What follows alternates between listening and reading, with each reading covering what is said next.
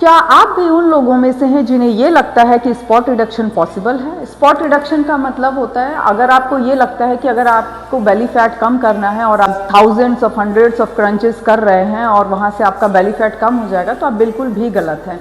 जब आप किसी एक पर्टिकुलर एरिया की एक्सरसाइज करते हैं तो उस एरिया के मसल्स स्ट्रेंथन होते हैं, ना कि फैट लॉस होता है। फैट लॉस ओवरऑल बॉडी का होता है, एक साथ होता है, किसी एक पर्टिकुलर स्पॉट का नहीं पॉसिबल है। तो फिर हमें करना क्या चाहिए? सबसे पहली चीज़ तो ये है कि आपको ये फैक्ट एक्सेप्ट करना ही होगा कि spot reduction is not possible.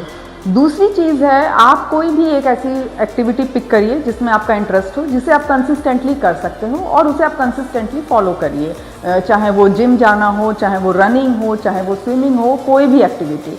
तीसरी चीज़ ये है, आपको अपनी डाइट कैलोरी डेफिसिट में रखनी होगी। कैलोरी डेफिसिट का मतलब ये होता है जितनी एनर्जी आप खर्च करते हैं उससे कम कैलोरीज आप इनटेक कर रहे हैं अपने डाइट के थ्रू, जिससे कि क्या होता है कि हमारी बॉडी का जो फैट होता है वो हमारी बॉडी एनर्जी के लिए यूटिलाइज करने लगती है और जिससे हमारा ओवरऑल बॉडी फैट कम हो जाता है। चौथी चीज़ ये है कि आप अपने बायोलॉजिकल क्लॉक को पहचानिए। जब भी आपको भूख लगे आप तभी खाइए, अननेसेसरी ओवर ईटिंग नहीं करिए। इससे रिलेटेड अगर कोई और भी डाउट्स हैं आपके तो आप बिल्कुल कमेंट्स में मुझसे पूछ सकते हैं, मैं आपके डाउट्स को ज़रूर क्लियर करूँगी।